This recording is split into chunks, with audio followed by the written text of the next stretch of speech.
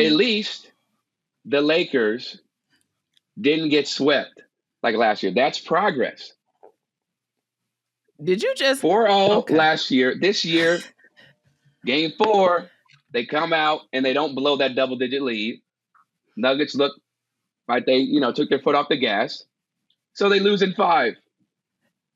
And I'm not Chris? I'm not being serious. I'm not being serious. This is how we're qualifying and quantifying success for the Lakers. No, I'm not. They're the good old consolation prize it is a joke. that they did not get swept again. It is a joke because the bar is low. That's how low the bar is, Sharí. Don't come for me like that.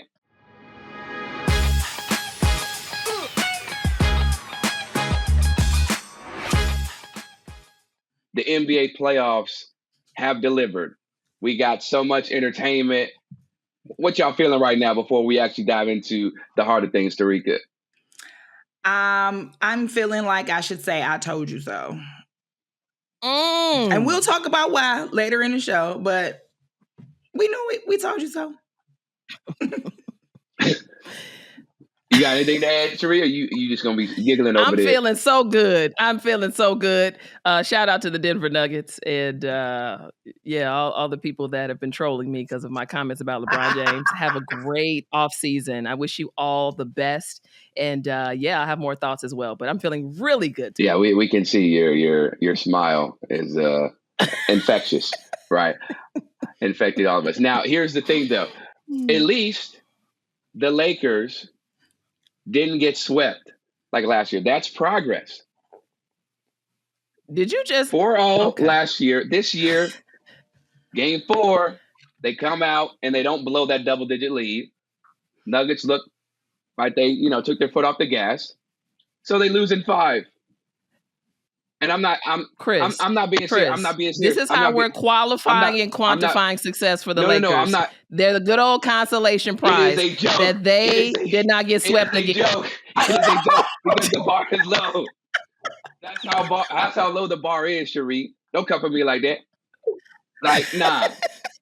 It was not impressive whatsoever, especially after they made the Western Conference Finals last year. I'm just saying it because there's so many storylines that you can poke fun at with the Lakers. But the fact that Jamal Murray snatching their soul, not once but twice in this series with game winners, won a buzzer beater, doing it on an injured calf. Like, Nuggets, they haven't even played their best basketball, and they won in 5. And I feel like they have so much more to give. But when it comes to the Lakers, look, you lost 11 in a row against the Nuggets at one point, and then you lose 12 of the last 13. Darvin Ham is an individual who does not see awareness or any type of accountability for himself. Like, it's all about, well, yeah, if it's pretty, people talk about rotations, but it's pretty hard, to have success when one of your players is playing like shit for 10 straight games. Like, yeah, health is wealth. What you had? Oh my God! For a team that had LeBron and AD playing the most of the year, and then their core like Rui, Austin Reeves, D'Angelo Russell, Taurean Prince, and I know Taurean. We'll get into Taurean later. You can't be making you cannot place the blame on health. Like, I know Jared Vanderbilt was injured and he's one of your better defenders, Christian Wood, but please have some respect for yourself and look in the mirror, Darvin Ham. Talking about, yeah, if we had the health, it would be better. No, if you call the timeout anytime before Denver went up 74-71, after you're up 69-60, maybe you're in a different position here. Maybe we're talking about the series extended, but nah, you want to keep your hands in your pockets. But I'm done. Preach, Chris. You got something. Let it off your chest. Say it with your chest, brother. I've had it with Darvin Ham and the Lakers, his rotations, and how he can consistently deflects and rarely takes accountability. So now I'm going to let Sharí go off because I know she's been sitting, both of y'all have, for that matter, sitting, just itching to get her shit off. LeBron James, from the refs to the same conversation about injuries, we don't want to hear it. You weren't the better team, period. Denver came out the last game played horribly in the first half, arguably. And you still, how do you go into halftime? How do you lead most of the series? Most of the minutes of the series, you were in the lead and you blow games. Stop it with the excuses. The tantrums continued. I'm just tired of the excuses. I need LeBron James and company to say, you know what? We just weren't the best team. You can't say all these things about injuries when you have Joel Embiid over here with a bum knee and Bell's palsy still putting up MVP type numbers. I simply don't want to hear it. Sorry. I wish you well. Go fishing. Do whatever you need to do. But we don't want to hear excuses. Jamal Murray, walking around, you mentioned his calf. He's injured too. He's dunking on LeBron James, hitting game winners. So your excuses don't match up when there's other teams and other players that are fighting through those same excuses and winning basketball games. I don't know why they're living in this alternate reality because nobody's buying it. And mind you, it's okay if you're not the best. We all can recognize that there's a changing of the guard that's happening. I'm sure we'll talk about that later, so I won't get into it. But the reality is, LeBron James, you're almost 40. You're a human being. The reality is, Anthony Davis, I loved what he did this series in terms of his consistency. But again, I just knew it was going to happen, y'all. To the locker room with a little boo-boo, because it's going to happen every single time.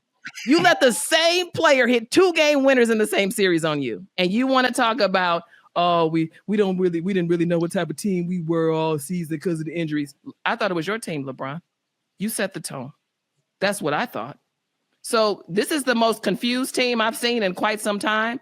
And for Darvin Ham to talk so bananas, goodbye. I hope he's already figured out where he's going to live, because it's not going to be Los Angeles. Okay, so I think I'm going to be the person here sitting on this Supreme Basketball Court Council with a dissenting opinion, because Lord. I believe that LeBron James in ways did set the tone. I think the problem is it wasn't enough, and it's never going to be enough. It's just never going to be enough. Let's just think about it rationally. Jamal Murray, you got 32 points despite a strained calf. Jokic, he dropped 25 and 20 despite giving up the ball 7 times. Right. Michael Porter Jr., who gets in his own way half the time, still scored 36. As you mentioned, Denver trailed majority of the game and majority of the minutes in the series. And they also, as you mentioned, had to deal with their fair share of injuries. But shooting slumps, miscommunications on defense. They did not play their best basketball, and through it all, with Bron giving you 30 and 11, Denver still found a way to win. So to me, this was more about Denver's resiliency and really more about how good of a team they are than how ridiculously unprepared and just not sufficient LA is. Because Sharí and I both said last episode, this was a wrap for LA. Like, we knew after game 2 when Jamal Murray hit the first game winner that it was a wrap for LA. We said, as a matter of fact, I knew it was a wrap then. I actually said on last show that I would give the Lakers the respect of not saying that they would be swept in 4 games, which they did not. But I knew the Lakers ain't had no chance of winning this series. That's why I wasn't even tripping. So to me, this wasn't even about the Lakers no more. This was about Denver. I wanted to see how Denver would respond. And quite honestly, they didn't start off this game responding well in this matchup. They didn't start off this game looking as if they were the reigning champions, but they found a way to win despite the stuff that was happening around them. That's what champions do. That's why I'm excited. So I don't think that Bron didn't necessarily set the tone for his performance, but what I will say is that it's not enough, and it's not going to be enough anymore. And LA ain't figured out how to make it enough. You can't ask Bron to give you 40 minutes all season long and then ask Bron to give you another 40 minutes throughout the playoffs by himself. Right. D'Angelo Russell, where were you? Oh, I can't find you. Anthony Davis, 17 and 15 is great. For someone like, I don't know, Austin Reeves, that would be amazing. For you, it's not enough. But what about his It's shoulder? not enough. What about the shoulder? Yeah, He was playing with let one me tell you, shoulder. the best ability is availability, and we never know about Anthony Davis' availability from game to game because it just is what it is, right? We're so used to it. It is not enough. Again, that's no shape on talent. That's no shade on anything or anyone, but it's just a fact. You could have got Bron in 2004. That Bron could carry a team. 2024 Right. Bron's not carrying a team by himself. It's just not enough. And I don't know if the Lakers are ever going to present enough, especially if they're talking about drafting Bronny to make sure that LeBron stays. You're willing to risk drafting someone who can really help your franchise to draft Bronny so that he could play with Bron. And I get it. At the end of the day, Bron is going to bring you bread. He's going to bring people to the seats. He's going to sell tickets. You're going to make the bread. But you know what you're going to be? In the same position you are right now. Or worse. Right. It could be worse. Or worse.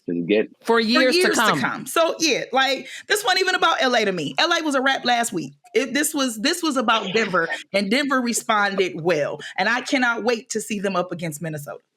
Oh, that is going to be a bloodbath. So exciting. Anthony Edwards, he's coming for blood. He's a superstar. He's arrived, right, going at KD.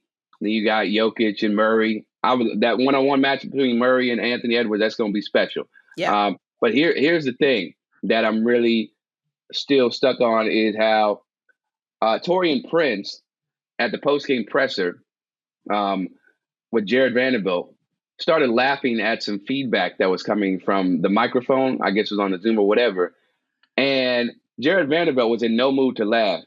And Taurean's like, and then Taurean sees Jared not laughing. He's like, oh, I guess I shouldn't be laughing. And Jared Vanderbilt gives him like the death stare, like, motherfucker, can you read the room? We lost in 5 games. You over here laughing. Sometimes you gotta laugh to keep from crying. Correct. I guess. Sometimes Hey, that check was still clearing. The check was still clearing for my man Taurean Prince. But yeah, it's crazy. The whole roster construction, just some of the excuses that they made. But to Terrika's point, yeah, it was more about Denver.